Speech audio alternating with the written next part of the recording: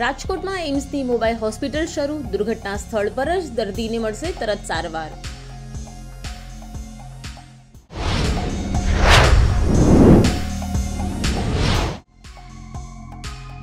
પાલનપુર માર્કેટયાર્ડમાં આગ લાગવાથી અફરાતફરીનો માહોલ સર્જાયો। શોર્ટ સર્કિટના કારણે આગ લાગી હોવાનું અનુમાન।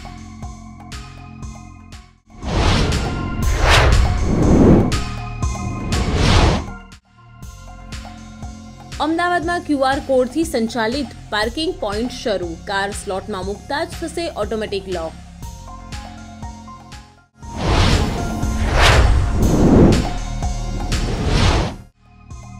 સુરક્ષા દળોએ ટોપ મોસ્ટ વોન્ટેડ નક્સલી હિડમાના ગામમાં લહેરાવ્યો તિરંગો, પોલીસ અને સીઆરપીએફ અધિકારીઓએ કર્યું પુવર્તી ગામનું નિરીક્ષણ।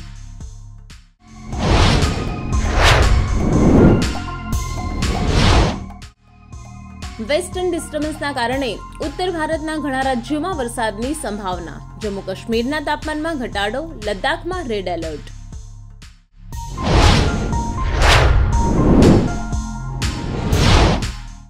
ટાટા ગ્રુપ હવે પાકિસ્તાનના સમગ્ર અર્થતંત્ર કરતાં પણ મોટું કદ ધરાવે છે। ટાટા કન્સલ્ટન્સી સર્વિસીસ ભારતની બીજી સૌથી મોટી કંપની બની। દેશના ચીફ જસ્ટિસ ડીવાય ચંદ્રચૂડની કારની નંબર પ્લેટ જોઈને યુઝર્સ થયા આશ્ચર્યચકિત। નંબર પ્લેટ પર લખેલું છે DL1 CJI 0001।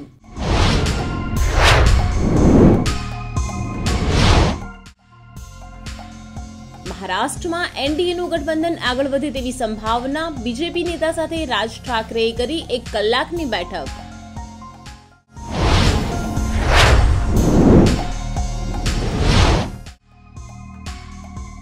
સુપ્રીમ કોર્ટે વિશેષાધિકાર સમિતિની કાર્યવાહી પર લગાવી રોક, લોકસભા સચિવાલય પાસે માંગ્યો જવાબ।